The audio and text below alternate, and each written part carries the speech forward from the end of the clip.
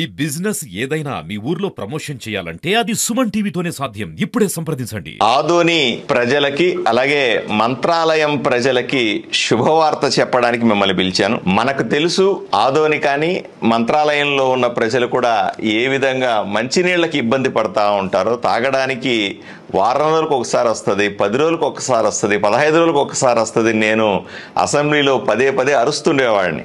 ఈ రకంగా ఉన్న సమస్యకి ఒక పరిష్కారం చూపించే ప్రయత్నం జరుగుతుంది. జలజీవన్ మిషన్ ద్వారా, అంటే కేంద్ర ప్రభుత్వం ఇంటింటికి స్వచ్ఛమైనటువంటి మంచినీటిని కొళాయి ద్వారా ఇప్పించేటువంటి ఈ పథకం ద్వారా దీనికి పరిష్కారం చూపించడానికి ఈరోజు ముందుకొచ్చాం. సాధారణంగా మంచినీళ్ళు అనేవి ఉపరితల వ్యవస్థ నుంచి రావాలి. అంటే పారే నీళ్లలో బయట భూమి పైనుంచి పారే నీళ్లు ఎప్పుడు తీయగా ఉంటాయి. అందుకని మనము మన డ్యాముల్లో కానీ లేకపోతే చెరువులు మన కుంటల్లో కానీ లేకపోతే వచ్చే నీళ్ళని మనం తాగడానికి తీయగా ఉన్నాయంటారు. అదే బోర్లో నీళ్లు చూడండి, ఉప్పగా ఉన్నాయి, తాగడానికి పనికిరావు అంటారు. సో సాధారణంగా పైన ఉపరితలంగా పారే నీళ్లు, రిజర్వాయర్ల ద్వారా, డ్యామ్ల ద్వారా పారే నీళ్ళని మనం తీసుకొని వచ్చి ఇంటింటికి ఇవ్వాలన్న ఆలోచన. గత ప్రభుత్వంలో 5 సంవత్సరాల్లో ట్యాపులు వేసారు కానీ నీళ్లు రాలే. మనకు ప్రధాన సమస్య ఏంటంటే నీళ్లు ఎక్కడి నుంచి వస్తాయని.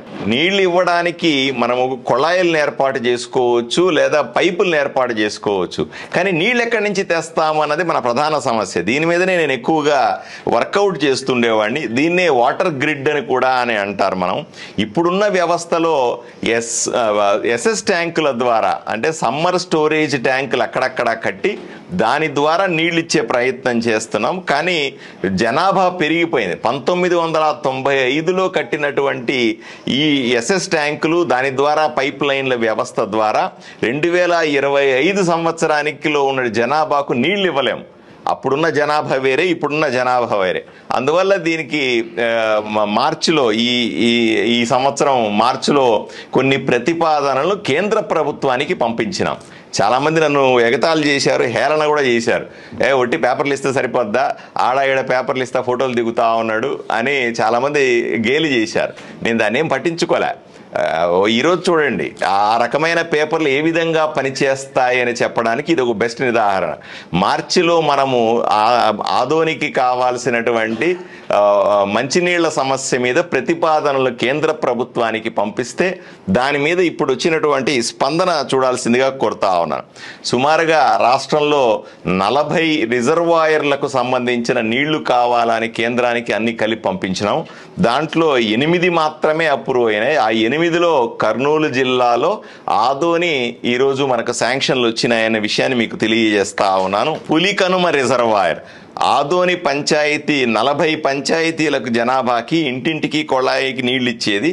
ఇది 592 కోట్ల రూపాయలతో మనం పంపించినటువంటి ప్రతిపాదనల్ని వాళ్ళు ఓకే అని చెప్పినారు. ఇది 0.583 టీఎంసీల నీళ్లు 163 గ్రామాలకు తాగునీటి కోసం. అంటే ఓన్లీ ఒక ఆదోన్లో 40 గ్రామాలతో పాటుగా అత్యంతగా వెనుకబడినటువంటి మంత్రాలయాన్ని కూడా చాలామంది అంటారు, ఏమండి ఇప్పుడు మంత్రాలయంలో కూటమి ప్రభుత్వం ఎమ్మెల్యే లేడు కదా, అక్కడ కూటమి గెలిపించలేదు కదా, మరి అక్కడ ప్రజలకు ఎందుకు ఇలా చేస్తా ఉన్నారంటే, మా ప్రభుత్వంలో మాకు ఓట్లు వేసారా లేదా అన్నది విషయం కాదు.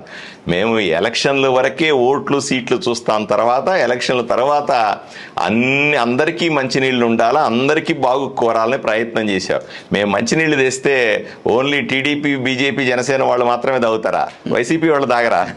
అందరికీ నీళ్లు కావాలి కదా, అందరికీ వసతులు ఉండాలి కదా. అందువల్ల 163 గ్రామాలకు ఈ ప్రపోజల్స్ పెట్టడం జరిగింది. ఈ 30 ఉపరితల ట్యాంకుల్ని కూడా ఈ ఆదోనిలో కడతాం. 30 గ్రామాల్లో ట్యాంకుల నిర్మాణానికి కూడా మేము ప్రతిపాదనలను ఓకే చేయించుకున్నాం. ఇంటింటికి పైప్ లైన్ ఇస్తాము, ట్యాప్ కూడా ఇస్తాం. పులికనుమ రిజర్వాయర్ దగ్గరనే, పులికనుమ రిజర్వాయర్ ఎక్కడ ఉంటుందంటే ఇది పెదతుమ్మలం దాటిన తర్వాత బసలదొద్దిరి ఆనుకొని ఉంటుంది. ఆదోని నుంచి 20 కిలోమీటర్ల దూరంలో ఈ పులికనుమ రిజర్వాయర్ ఉంటుంది.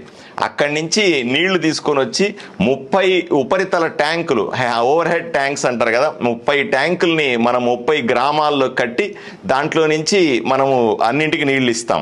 అంతేకాదు మన టౌన్కు అవసరమైనటువంటి లేదా గ్రామాలకు అవసరమైన ట్యాంకులు కింద కడితే కష్టం కాబట్టి 4 కొండలను ఐడెంటిఫై చేశాం. పెదతుమ్మలం దగ్గర కొండ పైన, అలాగే జీవసల్లి దగ్గర ఒక కొండ పైన, రంగాపురంలో కొండ పైన, ఆరేకల్లు రాజానగరంలో కొండ పైన, ఇవన్నిటినీ కూడా ఇక్కడ కొండల మీద పెద్ద ట్యాంకుల్ని చేసి, ఎందుకు అక్కడ కొండల మీద సెలెక్ట్ చేసుకున్నాము అంటే మామూలుగా నీళ్లు పంప్ చేస్తున్నాం. ఇప్పుడు ఏం చేస్తున్నాము, ఎస్ఎస్ ట్యాంక్ దగ్గర నుంచి తీసుకొని ఎస్ఎస్ ట్యాంకుల్లో నుంచి ఎలక్ట్రిసిటీతో పంపు చేస్తే ఆ నీళ్లు పైకి ఎక్కడానికి ప్రయత్నం చేస్తాయి. అందువల్లే ఆ చివరిన ఉన్నోళ్ళు మాకు నీళ్ళు రావట్లేదు, ఆ ఊర్లో మాకు నీళ్ళు రావట్లేదు అని, మా ఇంటికి నీళ్ళు రావట్లేదు అని చెబుతూ ఉంటారు. ఈ కొండ మీద ట్యాంకులు కడితే ఏమవుద్దంటే గ్రావిటేషన్, గురుత్వాకర్షణ శక్తితో ఆ నీళ్లు కరెంటు లేకపోయినప్పటికి కూడా మనం పంప్ చేసుకునే అవకాశం ఉంటుంది అని మనం చెప్తా ఉన్నాము. ఇలా పులిచింతల్లో 1.2 టీఎంసీల్లో నుంచి 0.58 టీఎంసీల నీళ్లని మనం డ్రా చేసుకుంటాం. 2055 సంవత్సర అవసరాలను దృష్టిలో పెట్టుకొని, ఎందుకంటే 2025లో ఉన్నామండి మనం. 2025లో నేను ఇప్పుడు ఎమ్మెల్యేగా ఉన్నాను.